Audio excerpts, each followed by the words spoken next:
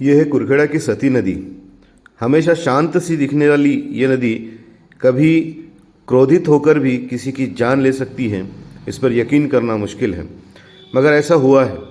16 सितंबर को यहाँ पर एक अंत्य विधि का कार्यक्रम के बाद कुछ लोग जब नहाने के लिए पहुँचे थे, उनमें से जो युवक नदी के इस पानी में उतरे थे उसमें से एक युवक डूब रहा था। उस युवक को डूबता हुआ देखकर एक आदिवासी युवक जिसका नाम है चेतन सलामे, उसने अपनी जान की परवाह किए बगैर इस पानी में छलांग लगा दी। वो तो न बचा, मगर जिसके लिए उसने अपनी जान गंवाई उसको वो सुरक्षित बाहर निकाल लाया था। त्या दिवशी माझ्या आजीचा अंतिम संस्कार होता. अंतिम संस्कार निपटलं आणि हे काही जण आंघोळीला गेले. आंघोळीला जात असताना एक मित्र डुबत होता. त्याला वाचवण्याकरिता चेतन भाऊ सलामे हे त्याला वाचवण्याकरिता निघाले. वाचवता क्षणी तो म्हणजे भोवऱ्यामध्ये अडकला आणि त्यातच त्याचा मृत्यू पावला. बलिदान दिलं. त्यासाठी शासनाने थोडी दखल घ्यावी अशी मी त्याचा खास मित्र लोकेश लांजेवार शासनाकडे विनंती करतो. चेतन की शौर्य गाथा आज उसके गांव में सुनाई जा रही है। ये उसकी माताजी हैं जिन्होंने उसे गोद लिया था और अपना पुत्र मानकर उसका पाल पोस कर लालन पालन करके उसके बड़ा किया था। आज इन नम आँखों से वो चेतन को तलाश रही हैं, मगर चेतन कहीं इन्हें दिख नहीं रहा। मगर एक चीज़ का सुखद अनुभव इस पूरे परिवार को है कि उनका बच्चा जिस नेक काम के लिए अपनी जान कुर्बान कर गया है वो मानव जाति के लिए बहुत बड़ा उपकार है। आज चेतन की वजह से एक माँ की गोद उजड़ने से बच गई और वो बच्चा जीवित बच गया जो डूब रहा था। कुरखेड़ा से सटे मोहगांव में ये गांव के छोटे बूढ़े बड़े सभी लोग हैं जो चेतन की याद में आज भी आंखें नम करे हुए बैठे हैं। हमने यह जानना चाहा कि चेतन कैसा था, तो यहाँ पर लोगों ने चेतन की जो बातें हमसे साझा की हैं वो काफ़ी सुखद हैं। वो कैसा था, वो क्या था, इस बात को जानने के लिए हमने यहाँ के लोगों से बात की। तो सुनिए लोग उसके बारे में क्या बता रहे हैं। कि आधी रात को भी कोई बुला लिए तो दौड़ते हुए जाते थे, ऐसे गाड़ी करके देंगे, खुद अपने जेब में से पेट्रोल डालेंगे। उन्होंने पैसे तो नहीं कमाए, लेकिन यहाँ से मोहगांव में बोलो या कुरखेड़ा, ऐसे कोई भी गांव में रहो, उन्होंने इज्जत बहुत कमाई। और हमारे वो जब ऐसे गए ना तो हमारे को इतना अखर रहा है जिसकी कोई हद नहीं। इस गांव में कोई कार्यक्रम भी होंगे तो हमारे को इतनी याद आती उनकी कि कभी नहीं कि ये चीज होता। ऐसा लगता कि कहीं से ना कहीं से आ रहे थे। ऐसा नहीं कि आंखों में जैसे उनकी तस्वीर छुपी है। इस गांव में वैसा लड़का है ही नहीं, तो एक भगवान के रूप की तरह है वो इंसान। लेकिन वो दूसरे की जान बचाने के लिए नहीं कि अपनी जान लेकर चले गए। आणखी जे माझ्या भावानी दुसऱ्यासाठी म्हणजे दुसऱ्याचा जीव वाचवण्यासाठी स्वतःचा जीव घालला, हेच म्हणजे आपला म्हणजे सरकारापुरती जे बी आहे ते आम्ही जास्त काही नाही, शौर्य पुरस्कारापुरती आम्हाला आमच्या भावावरती ते जागा मिळावी बा गावामध्ये असो कुठेही असो. कारण की भाऊ असा होता म्हणजे सगळ्यांच्याच मध्ये ते साईड धावला, असा कोणताच नव्हता अर्ध्या रात्री उठून कोणासाठी काही असो कितीतरी लोकांच्या ओळखी म्हणजे कोणाच्या मनामध्ये असून भाऊनं हे जागा बनवून ठेवली आहे. तर आम्हाला हेच बोलायचं आहे की जे बी काही सरकारकडून शौर्य पुरस्कार असो, कोणताही पुरस्कार का नको असो, पण मिळावं ही आमच्यातर्फे विनंती. आगामी 20 अक्टूबर को चेतन सलामे का जन्मदिन है।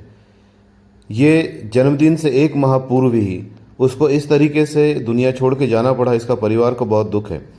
परिवार अब ये चाहता है कि चेतन ने जो कुर्बानी दी है, जिस तरीके से उसने अपनी जान गंवाकर एक युवक की जान बचाई है, तो अब उसे उसकी बलिदान को कहीं ना कहीं सम्मान मिले, और उस सम्मान के लिए पूरा परिवार आज गुहार लगा रहा है कि उसे शौर्य पुरस्कार मिले। ये चेतन की छोटी बहन है। ये घटना के वक्त यहाँ मौजूद नहीं थी। ये नागपुर में नौकरी करती है। घटना के बाद ये काफ़ी दुखी है और ये अपने भाई की जो यादें हैं वो साझा करते हुए काफ़ी भावुक हो गई करते. आई वडिलांना पण साथ त्याचीच होती. आमची मोठी आई तिथंच राहायची चिनेगावला, अंगणवाडीची मॅडम असल्यामुळे तो आमच्याकडचे एज्युकेशन वगैरे सर्व पूर्णच केला आमच्या इथेच राहून. आईबाबांसोबत. मग 12वी नंतर आम्ही बाहेर गेलो तर माझ्या दादाच घरचं पूर्ण सांभाळायचं. एवढं चांगलं होतं की असं पराक्रम करून गेलो की एक लोक नव्हते असे म्हणत की नाही असं मुलगा होता तसं. आणि त्याची वीरगती झाली सर, असंच म्हणता येईल की वीरगती केली त्यांनी. नाहीतर कुणी आजच्या या कलियुगामध्ये कुणी कुणासाठी धावत नाही खरं म्हणजे तर. आणि त्यांनी आपल्या मित्रासाठी आपला जीव टाकला तिथं. आता तेवढं तर माहित नाही आम्हाला, आम्ही बाहेर होतो, पण तिथं तर असणारच ना. काही लोक समजा तो पडला दुसरा व्यक्ती तर दुसरे कुणी नाही धावलं, माझा दादा धावला. काय त्याचे चांगलेपणा कुणाला काही झालं कुठे पण जायचं, कधी कुणाला वाईट नाही. आजकालचे मुलं वाईट शब्दात बोलतात काही पण कधी नाही कुणाला वाईट शब्दात बोललं नाही काय. यह है चेतन सलामे का घर। जब हम यहाँ पहुँचे तो पूरा परिवार यहीं पर था और ये बता रहा था कि चेतन के जाने के बाद उनकी ज़िंदगी में बहुत बड़ा भूचाल आ गया है। अब वो इस चीज़ को धीरे धीरे स्वीकार करने की कोशिश ज़रूर कर रहे हैं, मगर अब वो ये चाहते हैं कि चेतन ने जो पराक्रम किया है, जो बलिदान दिया है एक मानव जाति के लिए, एक युवक की जान बचाकर, उसके लिए कुछ न कुछ अब प्रशासनिक स्तर पर उसे सम्मानित करने के लिए पहल होनी चाहिए। त्याचे नशीबच म्हणावा दुसऱ्याने वाचवणं म्हणजे. मग जेव्हा तो कण पाण्यात पडला होता त्याचा मित्र, तर त्याले बाहेर काढले, थडीवर फेकला ना आपण अंदर गेला.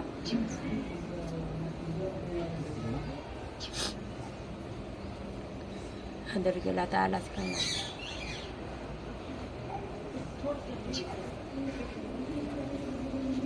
ये चेतन की माँ है जिसने उसे जन्म दिया था और जन्म देने के बाद अपनी जेठानी को जो है उसे सौंप दिया था कि वो उसका वंश आगे बढ़ाएगा। ये भी बड़ी नम आंखों से आज चेतन को याद कर रही हैं। लोकांनी काहीच नाही सांगितले. तिथल्या लोकांना फोन आला असेल पण बाईले सांगायचं नाही. काही झाली तर कसा करून आम्ही गावचे लोक, असं वाटलं. त्यांनी काही मला सांगितलं नाही. हे पोरं आले मग थोड्या वेळानं. मी गेलो गावात का बापा का झाला तर माहीत नाही, पण मला पोचवून द्या कुरखेड्यापर्यंत. तर काही गाडी काही मिळाली नाही. तर नंतर येऊन घरी बसलो, आता कशी करू देवा म्हणून. मग थोड्या वेळानं हे पोरं आले, 2 पोरं गाडी घेऊन. मग त्यांच्याबरोबर आलो. त्यांनी काही सांगितलंच नाही मला असं झाला का तसं झाला म्हणून. बुढ़ापे का सहारा खो चुकी माँ की आंखों को देखकर हमारी भी आंखें एक बार के लिए नम हो गई थी। वो अभी भी चेतन को तलाश रही हैं। उन आंखों में झांकना या आंखों में देखना शायद हमें भी हिम्मत नहीं हो पाई। यह चेतन के पिताजी काफ़ी टूटे और बिखरे नजर आए। वो अपने जवान बेटे को भले ही उन्होंने दत्तक दिया था, मगर उसको खोने का गम साफ उनके चेहरे पर नजर आ रहा था। वो चेतन की हर वो बारीक से बारीक बात हमको बताकर अपने आंखें नम करते जा रहे थे और वो ये बताना चाह रहे थे कि उनका बच्चा लोगों के लिए कितनी भलाई करता था। वो सबके लिए दौड़ के जाता था। ऐसा कोई मौका नहीं था कि उसने गाँव के किसी की मदद नहीं की हो। वो सभी लोगों की मदद करने आया था, मगर उसकी किस्मत में इस तरीके की ज़िंदगी उसकी ख़त्म हो जाएगी ऐसा उन्होंने कभी अंदाज़ा भी नहीं लगाया था। क्योंकि वो यहाँ थे नहीं, वो मूर्ति बनाने का काम करते थे, यहाँ ऑर्डर नहीं थे, इसलिए वो यहाँ से कहीं दूर दूसरे गांव में मूर्ति बनाने का ऑर्डर लेने के लिए कर गए थे। तो वो वहीं थे। उन्हें जब खबर मिली तो उन्होंने लगा कि लड़का गाड़ी चलाता है, ड्राइविंग करता है, शायद कहीं एक्सीडेंट हुआ होगा, मगर नहीं। जब उनको पता चला कि वो नदी में डूबने से मरा है तो वो भौचक रह गए। उन्होंने पूरा माजरा जाना तो उन्हें पता चला कि उनका बच्चा किसी की जान बचाते बचाते अपनी जान गंवा चुका है। ये बात जब उन्होंने हमसे साझा की तो काफ़ी भावुक थे। उनकी बात सुनने तक की शायद हम लोग भी हिम्मत नहीं जुटा पा रहे थे। अगर एक बाप जिसने जवानी में बेटे को खोया हो और अपने बुढ़ापे का सहारा खो दिया हो, समझ सकते हैं कि उसके ऊपर क्या बीत रही होगी। काही आले नाही जवळ, आणखी त्यांची तिथेच प्राणज्योत गमावली। आणि एवढा मी ग्रामपंचायतचे सदस्य बोलतोय, पण त्याला ग्राम पुरस्कार मिळावा एवढीच माझी विनंती आहे सर। धन्यवाद। तर सती नदी या ठिकाणी चेतन सलामे ह्या तरुण युवकाने आपल्या जीवाचं बलिदान देऊन स्वतः आपल्या मित्राचं प्राण वाचवले, ह्या त्याच्या कार्याला शासनातर्फे शौर्य पुरस्कार मिळावा हीच आपणास, आणि सहसा असं कधी होत नाही ह्या जगामध्ये, कोणी आपला जीव गमावून दुसऱ्याचा जीव वाचवू शकत नाही. ह्या त्याच्या कार्यासाठी आमची ग्रामवासियाची मागणी आहे की त्यांना शौर्य पुरस्कार मिळावा हीच आमची मागणी. हमने देखा कि इस पूरे गांव के अंदर हर कोई व्यक्ति चेतन सलामी की समाज उपयोगी और उसकी हर एक के काम आने की बात को हमारे सामने रख रहा था. अब ये परिवार जिस तरह से मांग कर रहा है कि उनके बच्चे ने जो कुर्बानी दी है, किसी की जान बचाई है, अब मरणोपरांत उसे शौर्य पुरस्कार से नवाजा जाए. अभी तक ये परिवार हमें बता चुका है कि किसी भी तरह की कोई आर्थिक सहायता अभी तक इन्हें नहीं मिली है. तो इस आर्थिक सहायता के लिए भी और एक सम्मान के लिए भी ये परिवार कई दिनों से जूझ रहा है. तो हम चाहते हैं कि इन परिवार को वो सारा सम्मान और वो सारी सुविधाएं प्रशासन स्तर से उपलब्ध हो जाए जो एक शौर्य के लिए उसे मिलना चाहिए.